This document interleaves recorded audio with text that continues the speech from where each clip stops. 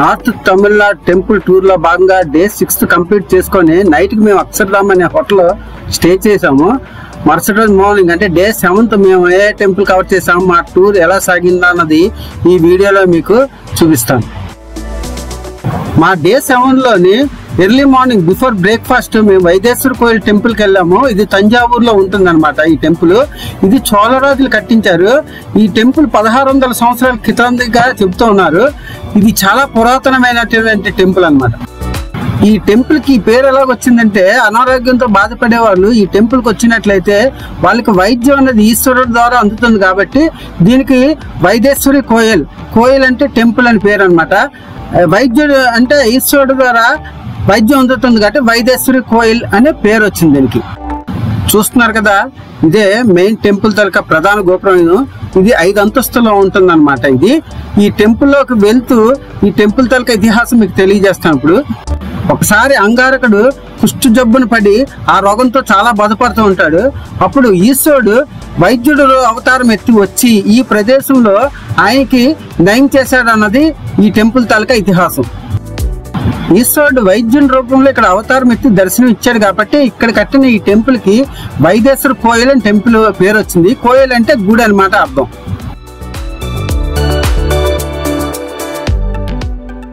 మీరు చూస్తుందే గర్భగుడి. లోపలికి cell phones are not allowed. అనారోగ్య సమస్యలతో బాధపడుతున్న భక్తులు ఇక్కడికి వచ్చి ఈశ్వరుని దర్శించుకోవడం ద్వారా వారి తాలూకా అనారోగ్య సమస్యలన్నీ సమస్యపోతాయని చాలా మంది భక్తులు నమ్ముతుంటారు. చాలా ఫేమస్ టెంపుల్. దీనికే ఇంకొకటి పేరు ఉంది, వైద్యనాథ్ టెంపుల్ అని. అలాగే ద గాడ్ ఆఫ్ హీల్ అని కూడా ఈ టెంపుల్ పేరుంది. అమ్మవారి గర్భగుడి అన్నమాట ఇది. నవగ్రహాల్లో ఒక గ్రహం అయినటువంటి అంగారకుడు, అదే మార్స్ అంటారు కదా, అతనికి చెందినటువంటి టెంపుల్ కూడా ఈ టెంపుల్ లోపల ఉంది. అక్కడ కుజదోష పూజలు ఇవన్నీ చాలా ఎక్కువ జరుగుతున్నాయి. చూస్తున్నారు కదా, ఇదే కొలను. ఈ కొలంలో స్నానం చేయించి చాలా మంది నవగ్రహకు చెందిన పూజలు, అంగారక పూజలు, అలాగే కుజదోష పూజలు కూడా ఈ టెంపుల్లో చేయించుకుంటున్నారు. జ్యోతిష్య శాస్త్రానికి ఆద్యుడు అగస్త్య మహాముని. అయితే జ్యోతిష్యం అన్నది రకరకాలుగా చెప్తారు. బట్ ఈ టెంపుల్లో ఉండే పండితులు నాడీ శాస్త్రం ద్వారా, అలాగే బొటన వేలు ముద్రల ద్వారా వాళ్ళు జ్యోతిష్యాన్ని చెప్తారనమాట. జ్యోతిష్యం మీద ఎవరికైనా నమ్మకం ఉండి భూత భవిష్యత్తు వర్తమానాలు తెలుసుకుందాం అనుకున్న వాళ్ళు, జ్యోతిష్యం నమ్మే వాళ్ళు ఇక్కడికి వచ్చి ఈ టెంపుల్లో ఉండే పండితుల దగ్గర జ్యోతిష్యం చెప్పించుకుంటారు. సో ఇక్కడైతే జ్యోతిష్యం చాలా ఎక్కువగా నడుస్తుంది ఈ టెంపుల్లో. వైదేశ్వర కోయిల్ టెంపుల్ దర్శనం అనంతరం మేము మళ్ళీ హోటల్కి వచ్చి బ్రేక్ఫాస్ట్ కంప్లీట్ చేసుకొని ఆ దగ్గరలో ఉన్న శివలోకనాథర్ టెంపుల్కి వచ్చాం అనమాట. ఇప్పుడు మీరు చూస్తుంది శివలోకనాథర్ టెంపుల్ అన్నది. ఇది శివుని టెంపుల్. బట్ ఈ టెంపుల్కి చాలా విశిష్టత ఉంది. అదేంటి మీకు చూపిస్తాను రండి. దేశంలోని ఏ శివాలయంలోనైనా నందీశ్వరుడు ఎగ్జాక్ట్ గా శివునికి ఆపోజిట్ గా ఉంటాడు. బట్ ఈ టెంపుల్లో మాత్రం చూస్తున్నారు కదా, శివునికి ఆపోజిట్ గా నందీశ్వరుడు ఉన్నాడు. కొద్దిగా పక్కకి జరిగి ఉంటాడు అనమాట. ఎగ్జాక్ట్ గా ఆపోజిట్ గా ఉండకుండా పక్కకు ఉంటాడు శివునికి. చూడండి, చూస్తున్నారు కదా. ఎందుకు ఇలాగ పక్కకి జరిగి ఉన్నారంటే, ఈ శివుని దర్శించుకోవడానికి రోజు ఒక భక్తుడు వచ్చేవాడు అనమాట. భక్తుని తలక దర్శనానికి నందీశ్వరుడు అడ్డొస్తున్నాడని శివుడిని అర్థించగా శివుడు కొద్ది నందీశ్వరుని పక్కకి జరిగేమన్నాడు అన్నది ఇక్కడ ఇతిహాసం. అందువల్ల ఈ టెంపుల్లో మాత్రం నందీశ్వరుడు ఎగ్జాక్ట్ గా శివునికి ఆపోజిట్ గా ఉండకుండా పక్కకి జరిగి ఉంటారు. అది ఈ టెంపుల్ తాలూకా విశిష్టత. నందీశ్వరుడు అయితే చాలా పెద్దది ఉంది. చూడండి, ఎగ్జాక్ట్ గా ఆపోజిట్ గా కాకుండా పక్కకి జరిగి ఉంటారు అనమాట. ఇది ఈ టెంపుల్ తాలూకా ప్రత్యేకత. ఇది దేశంలో ఇదే ఒకటే సింగిల్ టెంపుల్ ఇలాగ ఉన్న టెంపుల్. చూస్తున్నారు కదా, ఇదే మందిరం, ఆ భక్తునికి కట్టిన మందిరం. ఈ మందిరం దగ్గర నుంచి చూసినట్లయితే మెయిన్ గోపురం కనబడుతుంది కదా, ఆ గోపురం నుంచి డైరెక్ట్ గా చూసినా సరే డైరెక్ట్ గా శివలింగం అన్నది దీనికి దర్శనం ఇస్తారు. సో ఎందుకంటే నందీశ్వరుడు పక్కన ఉన్న వాళ్ళు దైవ దర్శనం డైరెక్ట్ గా అవుతుంది. బట్ ఈ రోజు కూడా ఊర్లో వాళ్ళకి డైరెక్ట్ గా ఇక్కడ నుంచే నించొని డైరెక్ట్ గా దైవ దర్శనం చేసుకోవచ్చు. ఇది టెంపుల్ తలకు ప్రత్యేకత.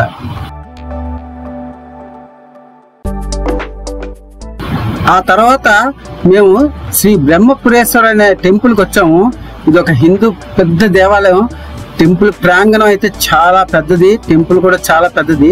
ఈ టెంపుల్ గురించి కూడా మీకు తెలియజేస్తాను.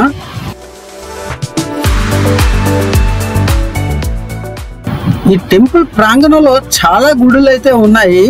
అవన్నిట్లకన్నా మెయిన్ ఈ టెంపుల్ ఏదైతే ఉందో ఆ టెంపుల్ తాలూకా ఇతిహాసం మీకు ఇప్పుడు చెప్తాను. ఈ ప్రాంగణం చూపిస్తూనే ఆ టెంపుల్ తాలూకా మెయిన్ టెంపుల్ తాలూకా స్టోరీ ఇప్పుడు మీకు చెప్తాను. ఈ మెయిన్ టెంపుల్ ఏంటంటే శ్రీ బ్రహ్మపురేశ్వర టెంపుల్ అంటన్నమాట. ఇందులోని చతుర్ముఖం కలిగినటువంటి బ్రహ్మ శివుని పూజించి తన విధిరాతని మార్చుకున్నాడన్నది ఇక్కడ కథనం. ఈ స్థలంలోనే బ్రహ్మ ఈశ్వరుని పూజించాడు కాబట్టి ఈ స్థలానికి బ్రహ్మపురేశ్వర అనే నామకరణం చేశారనమాట.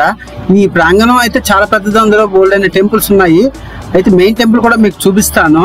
ఇక్కడ బ్రహ్మ లాంటి వాళ్ళే శివుని పూజించి తన విధిరాతని తన తలరాతను మార్చుకున్నారు కాబట్టి ఇక్కడికి వచ్చే భక్తులు తన విధిరాత అంటే తలరాతని మార్చుకోవడానికి తన విధిరాతను మార్చుకోవడానికి ఈ టెంపుల్కి వచ్చి ఈశ్వరుని పూజించినట్లయితే తన విధిరాత మారుతుందన్నది భక్తుల తాలూకా నమ్మకం అన్నమాట.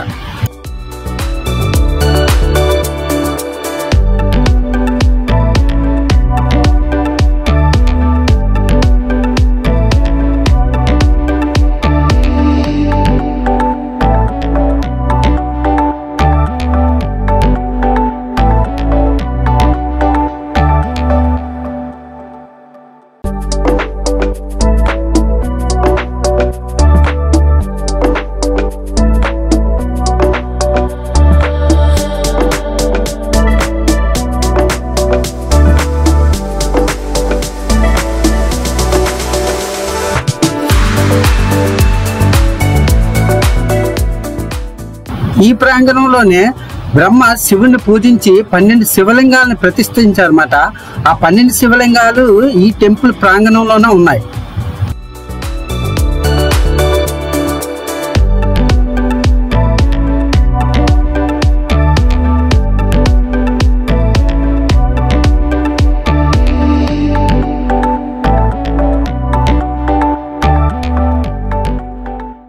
ఇప్పుడు మీరు చూస్తున్నారు కదా, ఇదే కొలను, దీనికి బ్రహ్మ తీర్థం అని పేరు ఉంటుంది.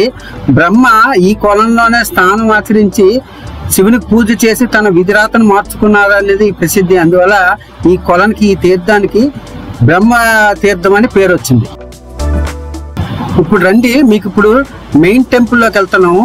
మెయిన్ టెంపుల్ చూపిస్తాను అన్నమాట. ఎక్కడైతే బ్రహ్మ శివుని ఆరాధించారో ఆ టెంపుల్ చూపిస్తాను, చూడండి. ఇప్పుడు మీరు చూస్తున్నారు కదా, ఇది మెయిన్ టెంపుల్ ప్రాంగణము. ఈ ప్రాంగణంలో చాలా టెంపుల్స్ ఉన్నాయి, బట్ ఇప్పుడు మీకు మెయిన్ టెంపుల్ చూపిస్తాను. ఆ టెంపుల్ మీద గోపురాన్ని మీదకి వెళ్ళినట్లయితే అక్కడ బ్రహ్మదేవుని కూడా చూడొచ్చు, కిందన శివుని కూడా దర్శనం చేసుకోవచ్చు అన్నమాట. ఆ బ్రహ్మదేవుడికి వెళ్ళే దారి మెట్లు ఇప్పుడు మీకు చూపిస్తాను, చూడండి. ఆ మెట్లు ఎక్కిన మీదకి వెళ్ళినట్లయితే ఆ గుడి మీదన అంటే ఆ గోపురం వరకు కూడా మనం వెళ్ళొచ్చు అన్నమాట. శివుని పూజిస్తున్న చతుర్ముఖ బ్రహ్మ గర్భగుడి మీద నుంచి చూసినట్లయితే టెంపుల్ ప్రాంగణం ఈ విధంగా కనబడుతుంది, చూడండి.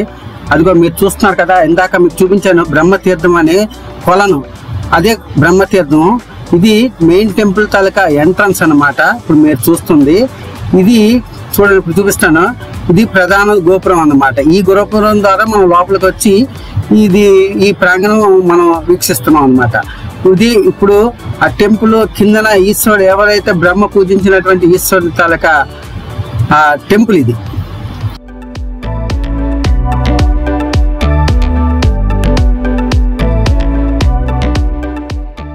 ఆ తర్వాత మేము చిదంబరంలో ఉన్న నటరాజ స్వామి టెంపుల్కి వెళ్ళాము. ఈ టెంపుల్ అందరికీ తెలిసిందే. మేము వెళ్ళేటప్పటికల్లా మధ్యాహ్నం 12 అయింది.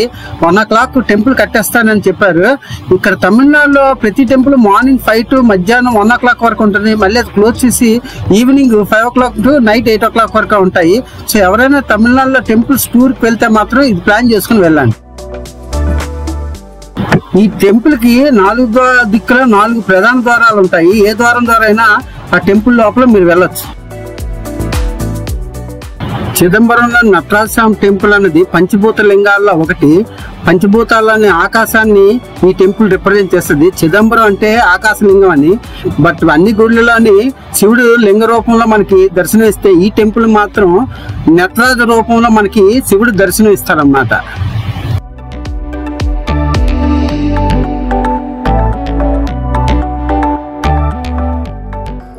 ఈ టెంపుల్లోని కొన్ని దృశ్యాలు మీ గురించి.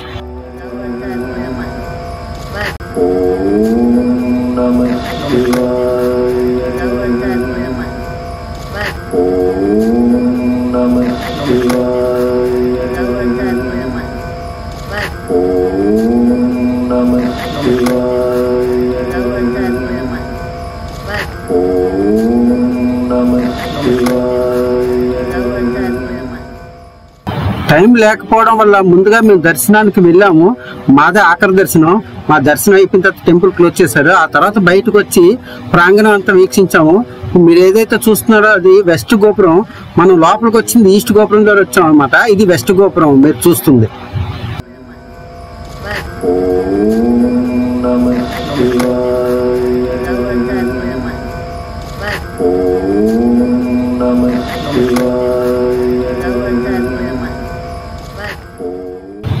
ఇది మీరు చూస్తున్నారు కదా, ఇది సౌత్ గోపురం అనమాట.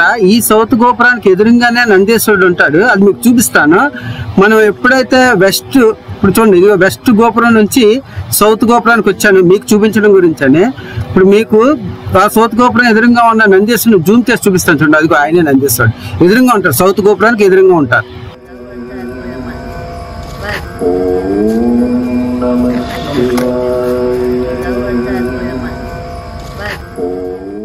చిదంబరంలో నందీశ్వరుడు తెల్లని రంగులో ఉన్నాడు.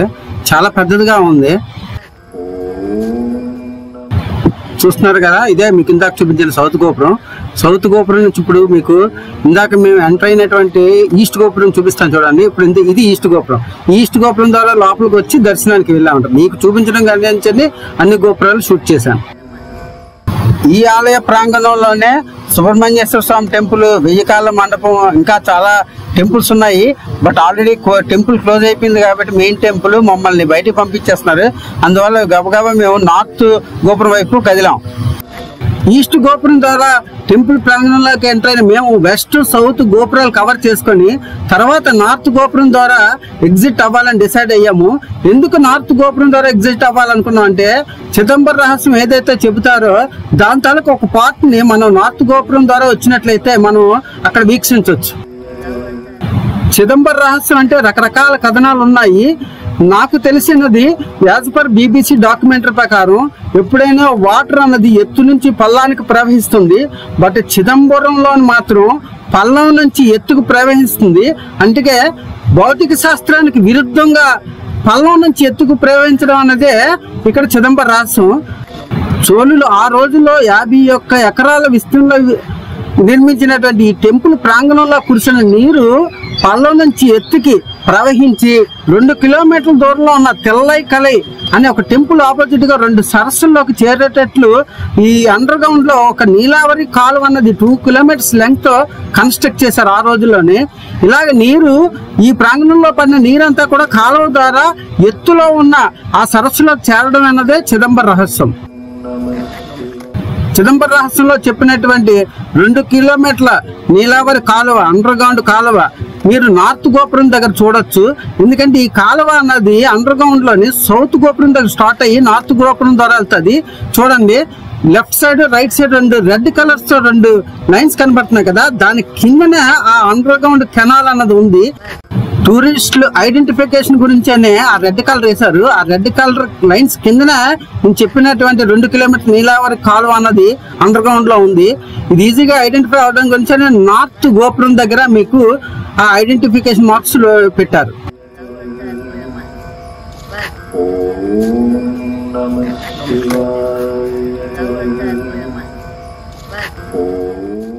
చిదంబరం నటరాజస్వామి టెంపుల్ తో మా డే 7 కంప్లీట్ చేసాము. డే 8 లో మేము నార్త్ తమిళనాడులో ఇంకే ప్లేస్ కవర్ చేసాము. మా జర్నీ ఎలా సాగింది అన్నది నెక్స్ట్ వీడియోలో మీకు చూపిస్తాను.